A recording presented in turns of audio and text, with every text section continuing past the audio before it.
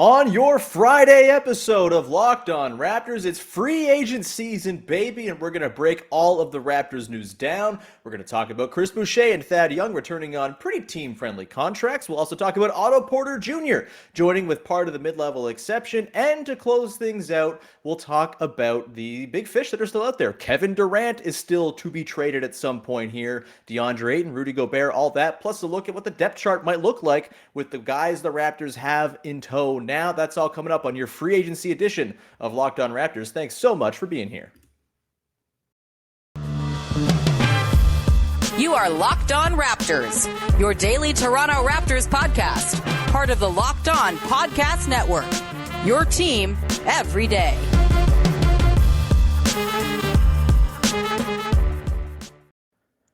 Hey, what's going on? Welcome to episode number 1207 of Locked On Raptors for Friday, July the 1st. I'm your host, Sean Woodley of RaptorsHQ.com. You can find me on Twitter, as always, at WoodleySean. You can find the show at Locked On Raptors, and you can follow, subscribe to, rate, review the podcast wherever you get your podcast. It's always appreciated when you support the show. It's all free on the audio apps, and it's free on YouTube as well if you go over to the Locked On Raptors YouTube channel. The big red subscribe button staring you right in the face, just hit that, and you have done your duties to support the podcast. It's very much appreciated when you take the time to do that. And thank you, as always, for making us your first listen of the day as well. Sorry this one's coming to you a little bit later in the day, but I had a hunch that something was going to happen during the morning time. Went for a bike ride, had a haircut, did some self-care in the afternoon, knowing that something was probably going to drop about the Raptors that would render a morning podcast useless. And that happened as the Raptors signed Otto Porter Jr. to a 2-year deal with a player option for the second year. We'll talk about that in the second segment of the show. We're also going to get into all the big fish who are still out there.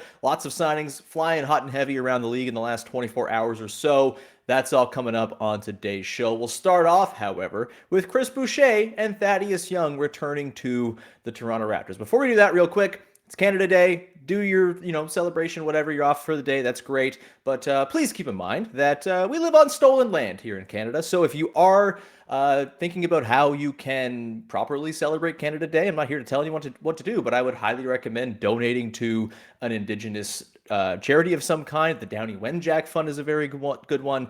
The International Residential School Survivors charity as well, that we've actually given money to from this podcast before, is a great one as well. So please educate yourself on the history of residential schools in Canada. It's a nightmare, and we have a lot of work to do for proper reconciliation. So I just wanted to get that out of the way here on Canada Day, because I know it's a day that people like to celebrate and take the time off, but also do some thinking about the stuff Canada has done that is not so good. With that out of the way, let's now continue on with today's podcast, digging into the Chris Boucher and Thad Young signings first off. So Chris Boucher came down not long after 6 p.m. yesterday when the moratorium, there's so much tampering going on, it's unbelievable. But not too long after 6 o'clock, came down that Chris Boucher is returning to the Raptors on a 3-year, $35+ million deal. Pays him just over $11 million or so per season to be here for 3 years, which is really nice. Probably a little longer than I would have expected, honestly, but the number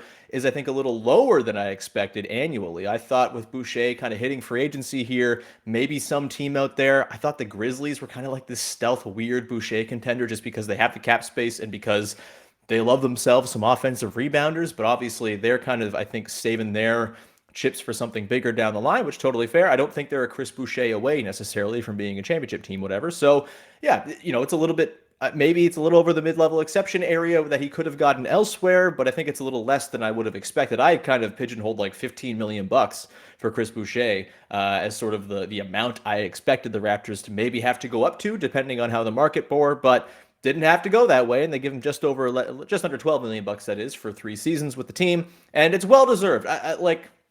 This is a contract I don't think I ever saw coming before this season. I famously, on this podcast, the day that he went and kind of had his first outburst against the Lakers back in the 2019-20 season, where the Raptors were super injured, him and Rondae Hollis-Jefferson had themselves a moment. I declared that I didn't think Chris Boucher was actually an NBA player, and boy, Was I wrong? And he has turned it around big time. And I had similar feelings, honestly, at the start of this season. Not that he wasn't an NBA player per se, but that I was a little bit concerned about Chris Boucher's ability to impact winning at a high level. He felt like a guy who kind of feasted on the Tampa season where everything was made up and the points didn't matter. And I didn't really like what I saw from him in the first month and a half of this past season.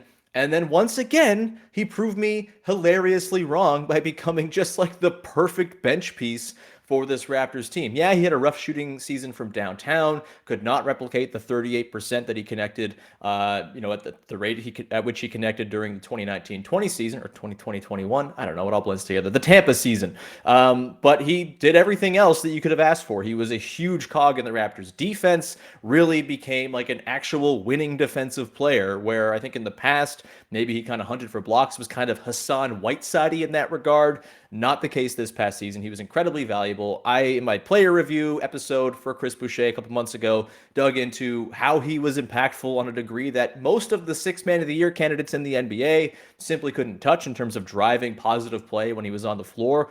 He was fantastic and totally deserving of this contract. Yeah, the Raptors are probably going to get expensive at some point in the next few years here. That's a big deal. It's a lot of years for Chris Boucher. I thought maybe it would be like a one-year balloon payment. That's why that $15 million kind of stuck in my mind, as maybe they don't want to, commit a whole bunch of years to Boucher because they want to keep their powder dry for future off seasons. But instead of that, they get him in for a lower number at 3 years. And I think you can bank on him being very similar to the player he was this past season over the next 3 years. I don't really see the offensive rebounding acumen or the defensive ranginess and all that stuff going away anytime soon. He became a winning basketball player this year. So, coming into the offseason, I thought Boucher was priority number one for the Raptors. I said, this is the thing they have to do first and foremost. You can't afford to lose him because you certainly can't replace him because you don't have the cap space to do so. And I think they really did well to get him back at just between 11 and 12 million bucks a year. Really, really nice signing for the Raptors, and awesome for Chris Boucher, man. Really great to see him get a substantial payday after, starting his NBA career late, having all sorts of ups and downs. It's a fantastic, unbelievable story, frankly. It's probably movie-worthy stuff. This guy who was washing dishes when he was 18, 19, who now is making 30 plus million bucks on a contract in the NBA. It's a wonderful story, and I think he really fits what the Raptors want to do super well. It seemed like a perfect marriage, honestly, of player and team. That's why I always kind of expected he was coming back, but still great to see nonetheless. And then you get Thaddeus Young, who reportedly is going to sign a 2-year, $16 million deal with the Raptors. Still a little unclear as to whether there's going to be any sort of non-guarantee in the second year or something like that, but I think it's a nice deal. He was extended as well, so it's kind of boring cap minutia because I don't think the Raptors are just going to go trade Thad Young, but because he was extended technically before hitting free agency,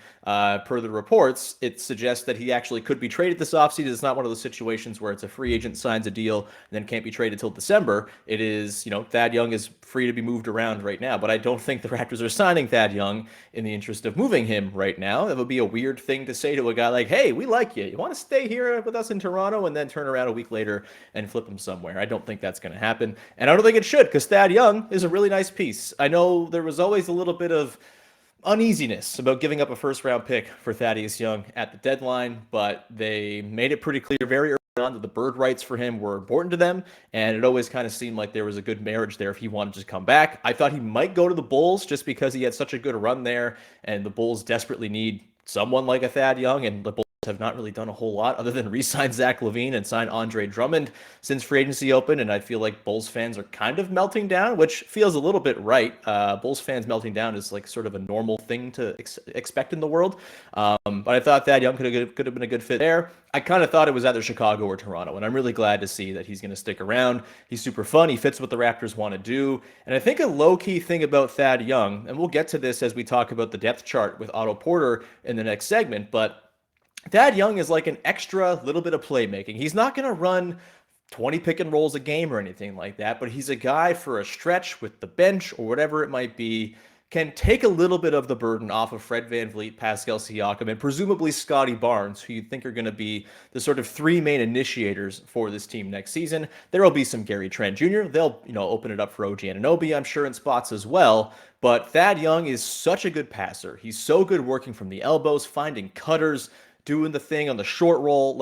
I think there's going to be some playmaking I don't want to say burden because it's not going to be that much, I think, but there will be some playmaking asked of Thad Young on this team going forward, whether it's in those second units or when he's playing with sort of starter heavy looks and maybe you want to run something through him. I think, that's going to be a useful, helpful thing for this team going forward. And I'm just happy to have Thad Young around. He seems like a good dude. Precious Achiuwa, of course, credited him a ton with sort of his late season maturation and growth and sort of learning from a guy like that. He's been in the league a long time, man. He's made a lot of money. That is the kind of guy I think is cool to have around with a team that is very young. It is still kind of getting their sea legs in the NBA. Yeah, there's a lot of veterans on this team as well, with Pascal and Fred and guys who have won titles in the past, but for the younger wave of guys, and for everybody, really, it's nice to have a guy like Thad Young. I always go back with a guy like Thad, with these guys who have had long careers where they've made a lot of money, to something that Drew Fairservice on the wonderful Spin Rate Toronto Blue Jays podcast says a lot. When you bring in a veteran guy who's kind of been there and knows the ropes and has made a lot of money, there's something to be learned from that guy, from other guys who are looking to make their bag going forward. It's how do I replicate what that guy did to earn the $100 million or whatever it is that Thad Young's made over his career? Like, that's a factor. Like, that's not a nothing thing to have. And I'm just glad that there's a guy like that who's going to be in the room, sort of the sage, wise fellow in the room.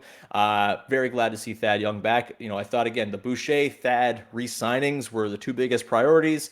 I was always sort of a little understanding that maybe Thad would walk somewhere, especially if they had to give Boucher like that balloon payment I talked about. If they were worried about the years and really just wanted Boucher for 1 year and they had to throw him like $18 million to keep him around, then that could have meant the end of Thad Young in Toronto. But I'm glad they were able to work it both in within that $20 million or so that we talked about, right? We've talked about it for months, that the real tools the Raptors had to sort of keep guys and add to the team this year were the 20 or so million bucks they had between Thad Young and Chris Boucher and Yuta Watanabe if they wanted to bring him back. Doesn't look like he's going to be back at this point. We'll talk about that in a sec. But there was that, and then they also had the 10 million or so for the mid-level exception. It seems like about $1 million of that is going to go at least to Christian Coloco for his first contract, and then we'll see exactly the particulars of Otto Porter, who will be joining the Toronto Raptors as well, as reported this afternoon or this morning by Chris Haynes. We do not yet know the particulars on that, but we do know that it's a nice signing for the Raptors, and I'm going to get into that in just a second as to why I think Otto Porter is such a excellent fit that I didn't even really think of as an option. We did 4 episodes of mid-level madness, pulling names out of a hat to talk about mid-level guys, and Otto Porter never came up. So we're going to talk about him now in just 1 second here and dig into why I think it's a wonderful signing for the Raptors to fill out their roster, at least as it stands for now. There might be other stuff that happens. We'll get to that at the back part of the show. But before we get into anything else, I want to tell you about our friends over at arcade1up.com. Boom shakalaka, they got big news. The one, the only NBA Jam is back. Arcade 1-Up, the leader in at-home retro arcade games, is not only bringing the best game ever back, but they've made it bigger and better than ever with a, wait for it, Shaq Edition machine. Yes, it's not the size of Shaq, don't worry, but Shaq Edition is very much the name of it. Go and you ever imagine playing NBA Jam? You ever played it before in an arcade or whatever it is? If I'm going to a barcade of some kind or some sort of thing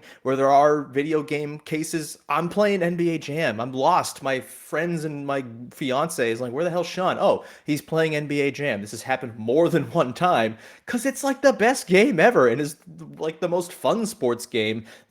Probably like the actual archetype of what a sports game should be, which is silly, dumb, and fun with explosions and fire and all those great things.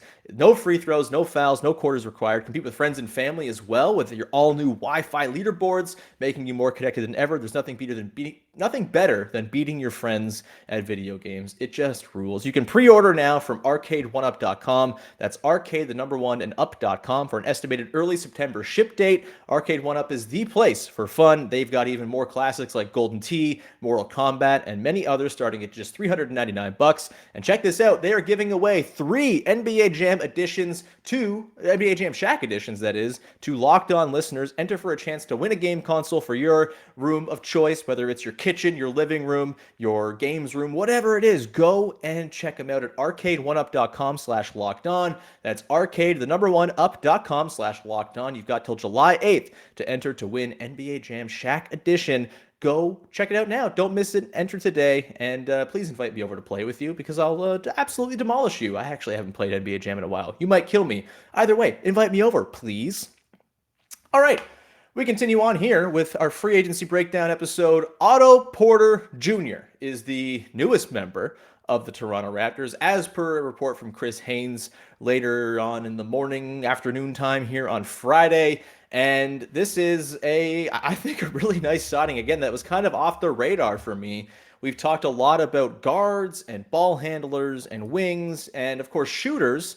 And, this certainly covers off the wing and shooter side of it all. Maybe not so much the ball handler, but Otto Porter Jr. has been a really nice player. He was, I think, a little unfairly maligned because the Wizards gave him a max contract, and it was really hard for him to live up to that max contract. He had some injuries, of course. He's had a lot of injuries throughout his career, which is certainly a red flag or a concern here if you're looking for the negative side of this deal. But he played 63 games last season, the most he's played since 2017-18, so that's good to see. A couple COVID-shortened seasons in there as well. But, average 8.2 points, 5.7 boards, 1.5 assists, 1.1 steals, shot 37% on 3.5 attempts a game from three for the Warriors this season, and was a pretty important part of their championship team, especially in their bench units. And I think this is just a really nice kind of low risk, but adds a nice element to this Raptors team that they need, which is just some sort of dead-eye shooting. We're familiar in these parts with Otto Porter's dead-eye shooting. Think back to the playoffs, for example, in 2014-15. He was also on that 16-17 Wizards team that the Raptors beat in the playoffs as well. Or was it 17-18? Either way, he was on that team, I believe. And, he's a good shooter. He's always been a really good shooter, very pure. I think he was always kind of like, this is a guy whose career has been weirdly judged because he was a third overall pick in a not very good draft in 2013-14, and then again had that sort of max contract hanging over his head that always made it difficult for him to really, I think, kind of succeed without all the sorts of criticisms that come when you can't live up to a contract of that size and magnitude. And so I am really happy with this addition. Again, the health thing is certainly a concern, but I think if he's playing 18 minutes a game as sort of a piece in the very large and long bench units the Raptors roll out, there's nothing wrong with that for me. And if this is the final piece the Raptors add to the team, which it very well could be, we'll run through in a second here, sort of my scribbled down depth chart for next season, I think it's totally fine. I know there's some concern about not adding a point guard or a true ball handler. And if you had given me my choice between, say, Dante DiVincenzo, who's like the last guy available right now, and Otto Porter, I probably would have sided with DiVincenzo,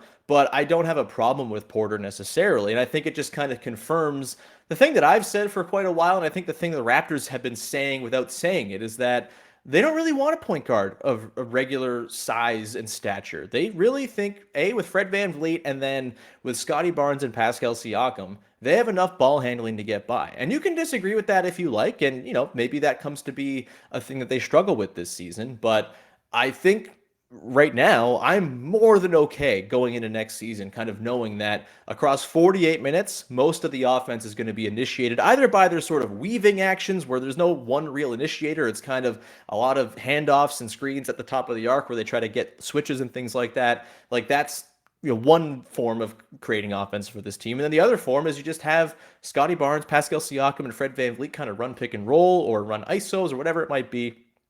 And I think that's a totally fine way to live, especially in a season that I know everyone's very excited because they won 48 games last year, but they're not a title team next season. They're not meant to be a title contender next year. And I think just figuring out, again, like what you have, is Scottie Barnes ready for point guard duty? Can Siakam replicate what he did last year? I think he can, especially with better, supporting cast around him, a more advanced and internally developed supporting cast. I think he can be great. And I think Fred VanVleet, gets a raw deal because he was hurt to close the season, but I think there's a world in which he has a lower minutes burden because you're kind of dispersing things and staggering to the point where, he can actually rest while Siakam or Barnes is kind of running the show with Thad Young kind of helping them out. Gary Trent Jr. obviously likes to have the ball in his hands a little bit here too. I think they can get those minutes down for Fred and still have him be a major primary initiator when he's out there. And I think you can get by with the guys they have across 48 minutes. Not to mention, they'll probably give OG some run and things like that too. So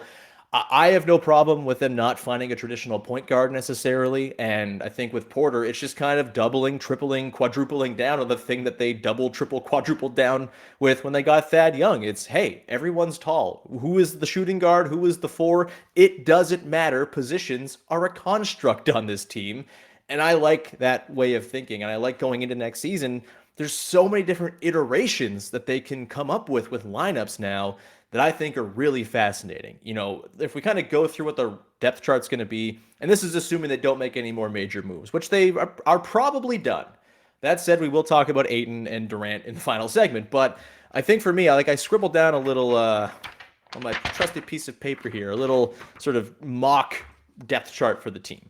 I have Scottie Barnes in as the starting point guard. And you might say, Sean, what are you talking about? Fred VanVleet's the point guard. And Fred VanVleet can be the two guard. And we know my feelings about Gary Trent Jr. coming off the bench, which is a thing I think should definitely happen. You've got Barnes, you got Malachi Flynn, you got Delano Banton as sort of like that point guard level of guys. Only Flynn is really a traditional point guard of that trio, but again, positions they are made up and don't matter. Two guards, you got Fred, Trent, and then of course Svi Mykhailiuk. At the 3, you've got OG, Thad, and Otto Porter. At the 4, you got Siakam, Boucher, and presumably Justin Champagnie. I'm guessing they're going to give him some kind of contract, how many years, guarantees, etc. That'll be up to, the front office. We'll see, but they gave him the qualifying offer. It seems like he's going to be around for next season, and I am pretty high on Justin Champagnie, even though might be a bit of a logjam. And then the center position, you got Precious Achiuwa, who I think should be playing all of the minutes that he can next year, just to see what you have in Precious Achiuwa. And if this thing where they go with Precious as their main 5 can actually be viable over the course of the season, test that out next season. I'm cool with that. You got Khem Birch, of course, who I think stands to maybe come back a little bit and have a bit of a bounce back here. He was super hurt this past year, never really got things going, never really found a role on the team. I wonder if maybe it's a bit easier for him to find that this year. And then you have Christian Koloko as well, who very well could leap past Khem Birch right away, but Birch is some nice insurance if Koloko's not quite ready. So you have that 15 guys. You'll have Ron Harper Jr. on a two-way, and then whoever else you want on the two-way, whether it's someone from Summer League who kind of pops, maybe it's Jalen Harris, and lots of people are freaking out about Jalen Harris. I would like Jalen Harris to average more than a point per shot in the CEBL for me to really be on board, but that second two-way spot right now, as it stands, is kind of the only thing up in the air. I would imagine they're not going to sort of cut Svi or anything like that he just, opted into his contract. It's just one more year as your 15th man or 14th man. I think it's totally fine to have Svi Mykhailiuk on the team. He's not really going to factor in when it matters most. And so to me, that's a 15-man group you can roll with. No, there's not a traditional center. No, there's only a couple of sort of traditional point guards, but again, this is the team where you kind of have to broaden your mind a little bit and realize this is not what the team is going for. The team is thinking, we can get this done and have big dudes be our primary ball handlers, and that's going to work just fine. And I know, I probably come off like a homer on this show. I probably come off like someone who is just like, well, the Raptors did something, so yes, that is good.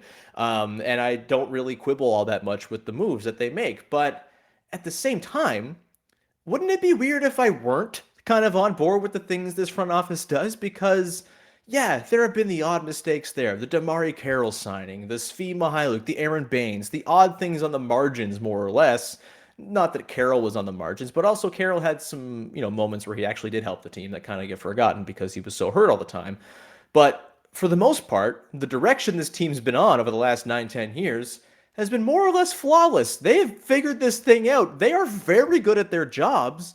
And if they think this vision's going to work, I'm inclined to kind of be along with that because, why wouldn't it at this point? I think they've earned the trust of the of the fan base that when they do things, it's for a reason, and it's probably going to end up working out pretty darn well. And if you look at this roster, and you obviously have to bake in internal development here too. Scottie Barnes is going to get better, which is crazy, but he's going to get better. Precious Achiuwa is going to get better, you would assume. Pascal Siakam might get better. He gets better every year, it seems, and gets more refined in what he's doing. I would imagine we're going to see a bounce back from Fred after he was hurt in the back part of the year. I would imagine we'll see some growth from Gary Trent Jr. This is a team that has internal capacity for growth in addition to adding in a couple pieces that give them a little bit more depth, a little more insulation to injury. OG misses 40 games in the season. You can swap in Otto Porter Jr. He's a perfectly fine and capable starter to throw along those guys. I just think there's a lot to like here. And if they kind of go with my ideal vision where Gary Trent's coming off the bench, that starting 5 is going to be an absolute bear defensively. You have Trent and Thad and Porter and Birch or Koloko, Boucher coming off the bench. it feels like they're going to kind of just be able to throw waves of large dudes at other teams, and that's going to result in a lot of regular season wins. They won 48 games this past season, despite spinning their wheels for the first, I don't know, third of the season with injury and just kind of figuring things out. I would not be shocked if they win like 53 games next season and are like the third seed in the Eastern Conference. That's not likely necessarily. The Celtics just traded for Malcolm Brogdon. They're going to be insanely good again, and it makes me want to throw up. The Sixers, as much as it pains me, seem to have had a pretty darn good offseason as well, although we'll see if PJ Tucker has anything left in the tank at 37. But the Anthony Melton pickup's really nice. The Bucks have not gotten any deeper. They maybe lose some guys, or guys sort of fall off a little bit more with age. We'll see there. I think the Bucks are kind of ripe to be passed. The Heat are kind of old and weary. We'll see there. They seem like they're not even happy with their own team as they look to trade for different guys. Obviously, the Kevin Durant thing hangs over all of this, and that could change the complexion. But this team is like set up to win basketball games and be good and be a team that just kind of like puts it together and is a pain in the ass to play against in the regular season. And so I think the Porter addition is a really nice one to kind of tie it all together. And if this is the 15-man group they go with going forward, I think that is completely reasonable and not a problem at all. And yeah, maybe I sound like a homer, but again, I think this front office kind of deserves the benefit of the doubt at this point. Why would there be doubt? Like, they're so good at what they do. They keep on winning games. The one season where it didn't go so well was because the entire team got ravaged by COVID as they were making a run to being a top 4 or 5 seed in the Eastern Conference. It was right at that time. They win all those games against the Sixers and the Bucks. They're on a great run, and then everyone gets sick, and then they lose the plot of the season. I'm inclined to think they're more like the team that was more representative. The first half of that season was more representative of what they actually were. And I kind of think, outside of that one blip season, which doesn't matter anymore because Scottie Barnes is on the team and it's so in the past, like, they've been pretty flawless in terms of what they've done in terms of big picture stuff. Yeah, small misses on the margins. Maybe they went too all in for Giannis, and that cost them the center position the following year with Serge and Marc Gasol walking. There's no one's perfect. They made the Malachi Flynn draft pick while Desmond Bane was sitting right there. These things happen. This is not a perfect thing where you're going to make the right call every single time, but in the grand scheme, pretty happy with where things have gone here and how they've kind of overhauled this whole thing in a couple seasons to the point that I think this team very much has a puncher's chance to be a home court team in the playoffs next season. And, that's just, as it stands right now. Things can change, but they're a little bit deeper, and there's going to be internal growth, you would assume, as well. That's going to help them potentially improve upon that 48 wins. And if they don't, again, this is not a title season next year. They can go ahead and be just fine and kind of figure some things out, maybe learn some things about themselves that they need to address. That's fine too. We're on the other side going to talk about what happens if the Raptors aren't actually set with the 15 guys they have on the roster, and perhaps a few of them are headed out in large trades for people like DeAndre Ayton, Kevin Durant, and or Rudy Gobert. We're going to get to that to close things out just a second here. But first, let me tell you about our friends over at BetOnline.net, your number one source for all of your betting needs and sports info. Find the latest sports developments, league reviews, and news, including this year's NHL playoffs and Major League Baseball. BetOnline is your continued source for all your sports wagering information, including live betting, esports, and injury updates, podcasts, everything you might need to be the informed wagerer. Maybe you want to go over there right now, just in case the Raptors swing a deal for Kevin Durant, just in case. Go over to betonline.net, throw some money on the Raptors to win the title next year. I think they're like plus 5,000 or something crazy like that. That could be totally wrong. I don't actually know how odds work all that much, but there are going to be long shots to win the title, and you can maybe get in a little early and put some money down on them before they go and swing for Kevin Durant or DeAndre Ayton or whoever else you think might make them a title contender next season. If you feel like doing that, you can go to betonline.net right now and do so. They also have all your favorite one-off events like boxing and MMA fights. You got golf tournaments. Everything is on there. Go to the website today or use your mobile device to learn more about the trends in the action. BetOnline is where the game starts. All right, went a little long there in the second segment, but that's fine. It's free agency day. We can go a little nutty here. Let's now take a look at the big fish who are still out there. I don't really know how to read this when it comes to the Raptors and whether they'll be involved or anything like that. I kind of thought when there was radio silence on their use of a mid-level exception last night until they signed Otto Porter today, maybe that meant they were kind of working on bigger things. I'm not sure, but And there was a report actually that came out that the Raptors were kind of telling mid-level exception folks. I can't remember where this report came from. It might have been Windhorst, might have been Jake Fisher, perhaps. But they were telling people like, "Hey, we're working on bigger fish right now. If you want to sign with the mid-level, you might have to wait a little bit." So perhaps them signing Porter means that they're out on Ayton and or Kevin Durant.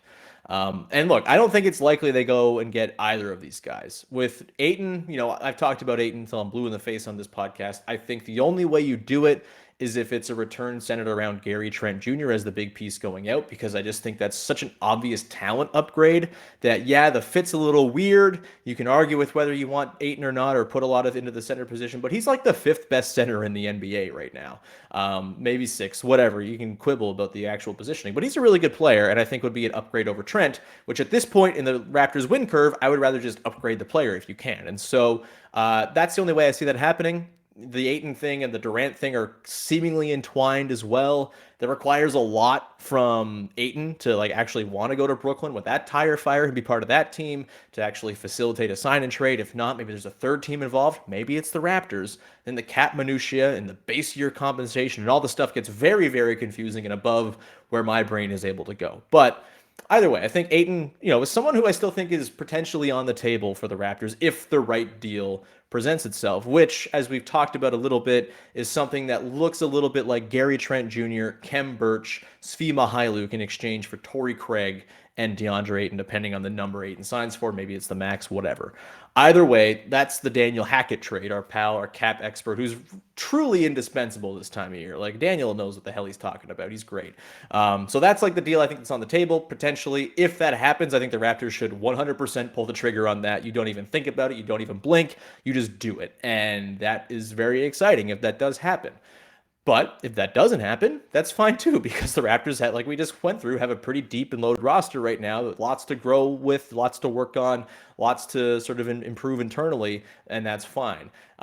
So I'm intrigued by where the Ayton thing is, because it just doesn't seem like there's that many teams out there that are after him. The Pacers just opened up a ton of cap space with the Malcolm Brogdon trade, but they already have Miles Turner, probably going to trade Miles Turner. Why would they then turn around and give a ton of money to DeAndre Ayton, who's only going to make it harder for them to be really bad, which seems like they're trying to do? Or maybe they want to pair up Tyrese Halliburton and DeAndre Ayton and have profit very quickly. That could also be on the table. It's hard to say. Does Ayton want to go to Indiana? It's all very ethereal and basically all tied up in what DeAndre Ayton wants, because we kind of forget in all of this, he's a free agent. He can do whatever the hell he wants. He is not beholden to anybody. Obviously, the offers will have to be what dictates what goes on there for him, but he's not beholden to be there and say, yes, I'm on board for a trade to the Nets. So very, very hard to sort of pin down what's going on there. But if there is a thing that the Raptors might pull off, I still think the Ayton thing is maybe kind of there as a potential, again, if the right deal comes to the Raptors. They're not going to go trade OG Anunoby for DeAndre Ayton. I think he's too valuable,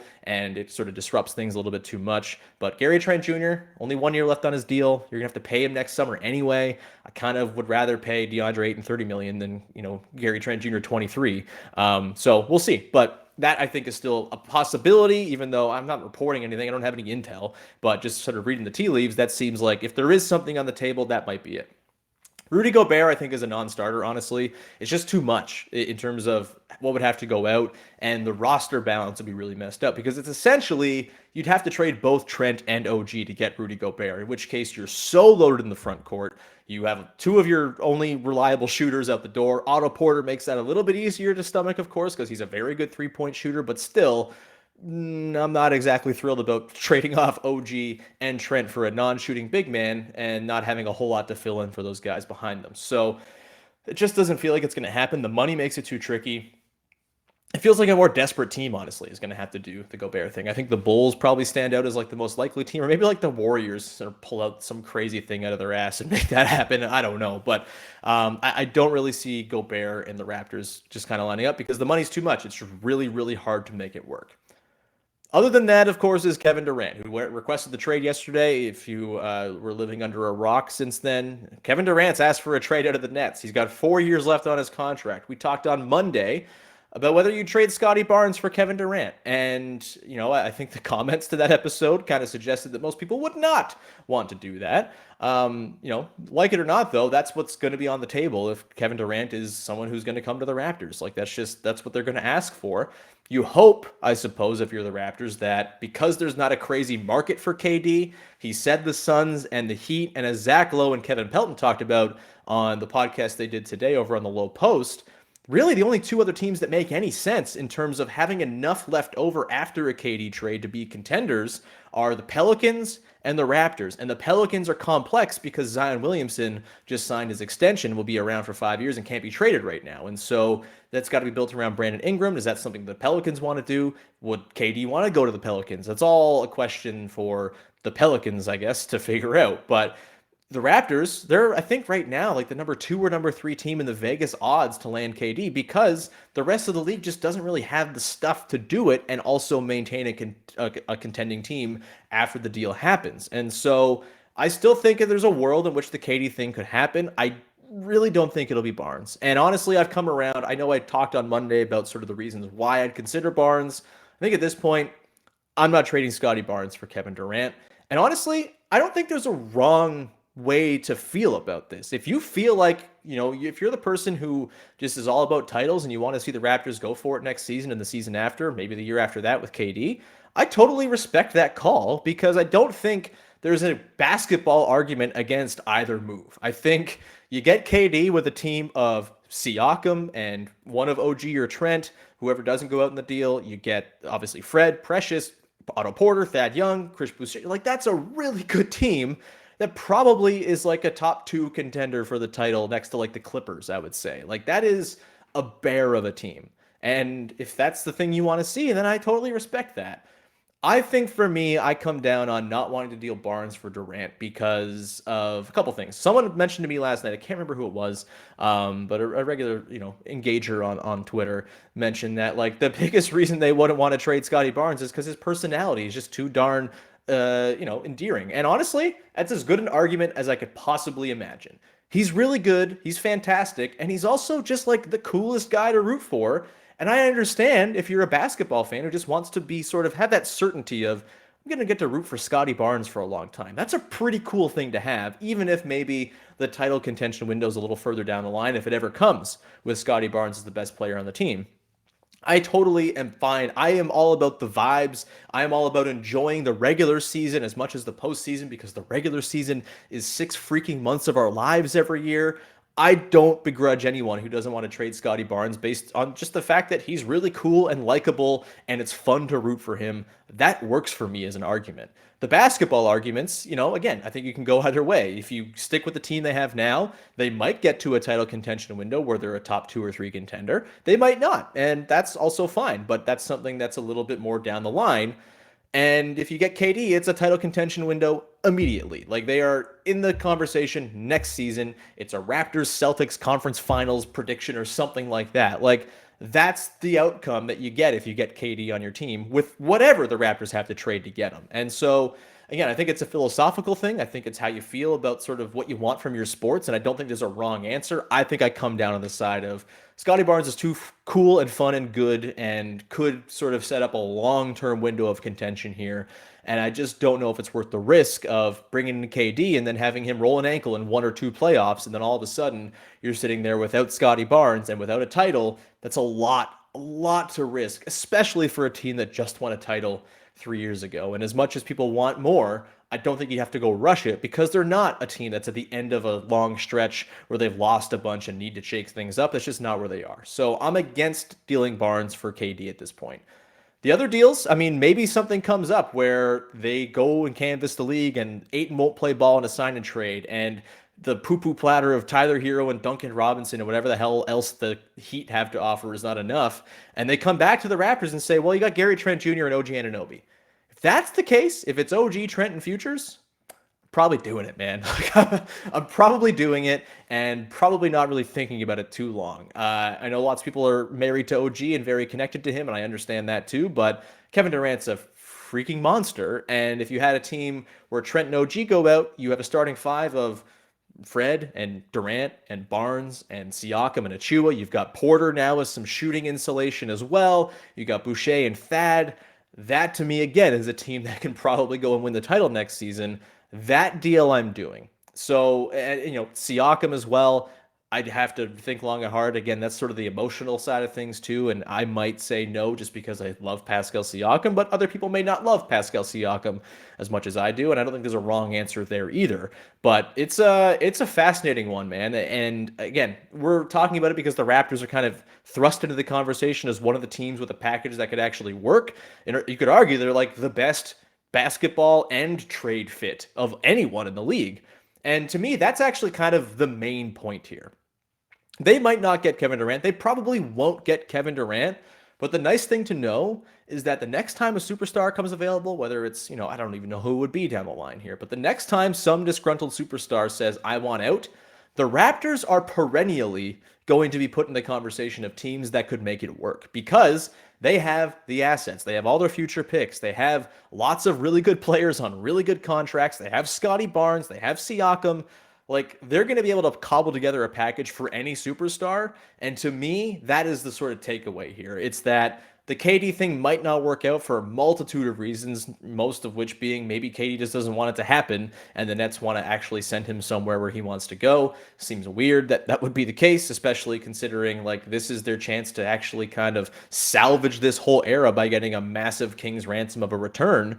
But yeah, I think it's it's a wonderful thing to know the Raptors are kind of in this position and will be for a very long time, that when stars are available, they're always going to be one of those teams who should be one of the first calls of the team with said disgruntled star. And that's a pretty decent place to be, especially when they've got a team with a 15-man roster that we just ran through that should go and win lots of games next season and be, at the very least, extremely fun and weird and interesting to watch. So as far as like how the last day or two have gone, pretty much perfect. I think if you're a Raptors fan, right? Okay, you could quibble they didn't get Malik Monk or Dante DiVincenzo or whatever. They still might get DiVincenzo. We don't know how much of the MLE they've given to Otto Porter Jr. Maybe there's a minimum deal out there for DiVincenzo or something along those lines, and they have to, cut bait with a Svi or a Champagny or whatever it might be. But I think there's a lot to be pretty happy about if you're a Raptors fan right now. And there's really, we talked all along this summer. What was this summer about? It was about being chill, having a summer where it wasn't so stressful all the time, where it wasn't stars leaving the team and franchise icons leaving the team and firing coaches and having to make risky win it now trades. Like, this is a pretty chill off season, and I think they've kind of handled it pretty perfectly and set next season up to be pretty darn fun, whether or not they get KD or Ayton or whoever else or not. So I'm going to leave it there for now. Thank you so much for tuning into today's show. We'll be back again on Monday. We're going to do deep dives on all this stuff, of course. I'm sure there will be plenty of details that come out over the weekend. We'll probably get the details on Otto Porter's contract. Maybe there'll be some minimum signings or whatever that we'll get into. And then we're probably teeing up Summer League next week too, as that's getting very, very close. Very exciting there too. And we'll continue on the offseason. We're going to be daily all the way through the end of July. So plenty of stuff that we'll go through. We'll have some fun episodes and stuff like that. But thank you for tuning in. We'll be back again Monday with Big V to talk all about whatever the hell happens between now and Monday morning. But until then, go make your second listen of the day Locked On NBA. They're covering all of this stuff wonderfully. You can also go listen to all the local shows if there's a team you're interested in, perhaps the Nets or the Suns. Go listen to Locked On Nets or Locked On Suns or both, and you'll be very, very happy that you made that decision as well. So we'll round it there. We'll talk to you Monday. Until then, have a wonderful long weekend, and bye-bye.